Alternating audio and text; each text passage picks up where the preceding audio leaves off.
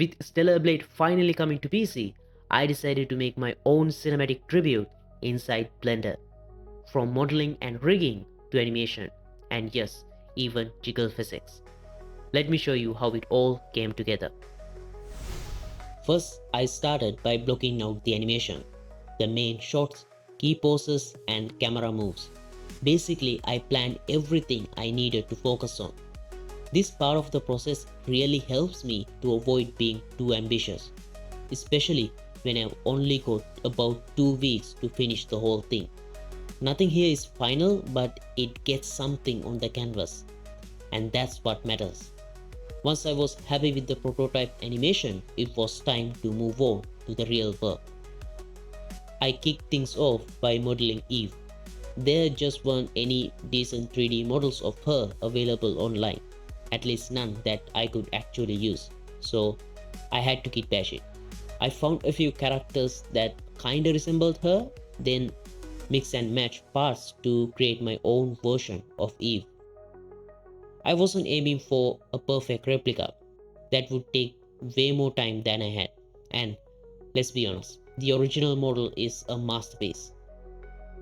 I wasn't going to get close to that anyway, so I built the Eve mesh, UV unwrapped it, and brought it into Substance Painter for texturing. Sure, you could do this in Blender too, but I am more familiar with Substance, and it is just way more powerful for this kind of work.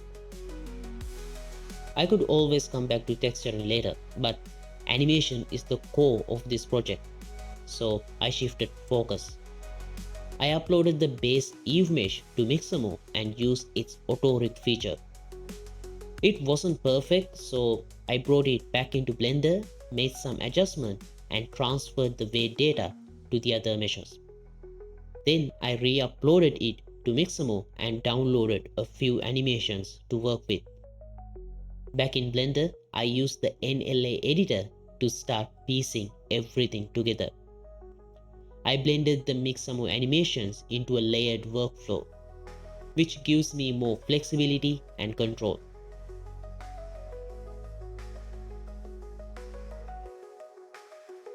For the monster, I grabbed another model online and ran it through the same rigging process with Mixamo.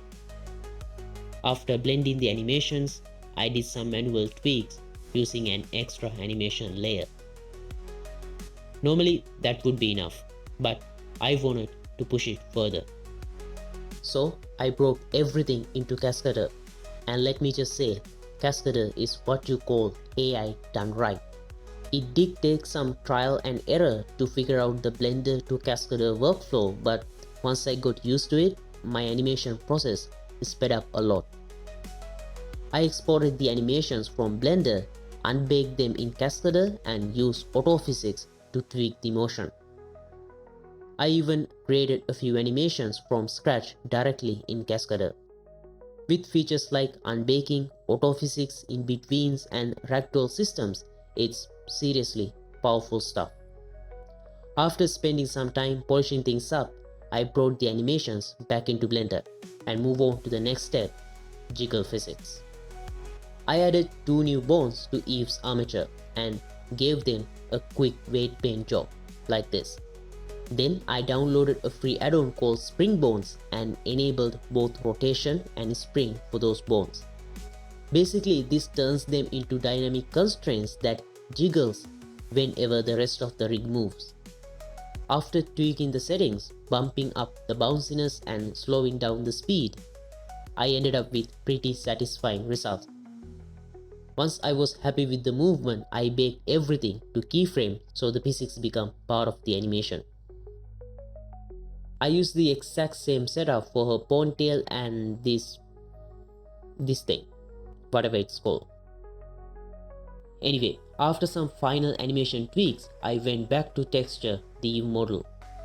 But just out of curiosity, I searched online and guess what? Someone had extracted Eve's character mesh with textures from the actual game.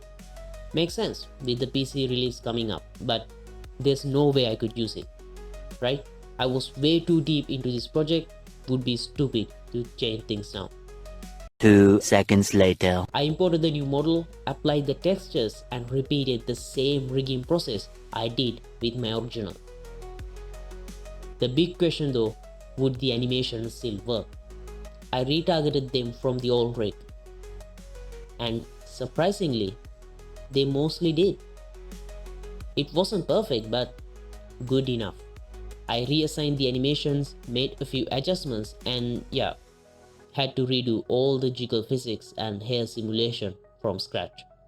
After that, I also gave the monster a quick texture upgrade, made it look more raw and fleshy. For the environment, I used a similar kit bash approach.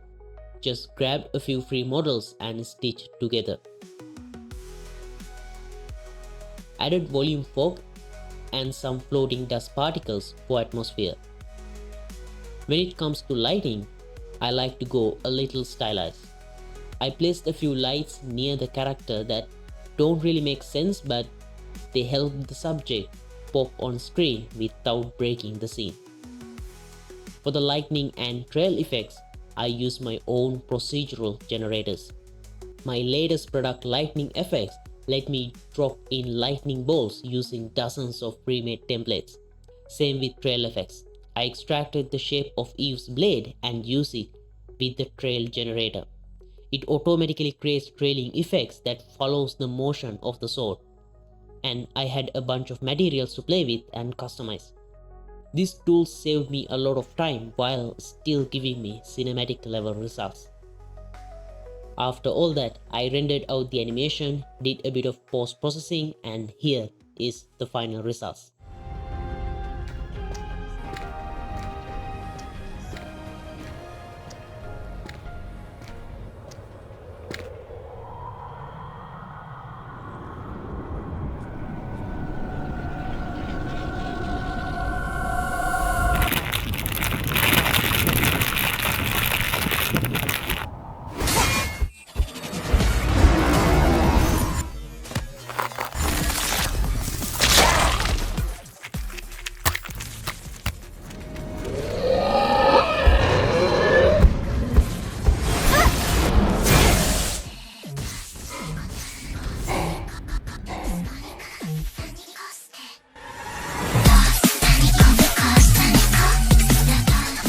That's how I made this Stellar Blade inspired cinematic in Blender.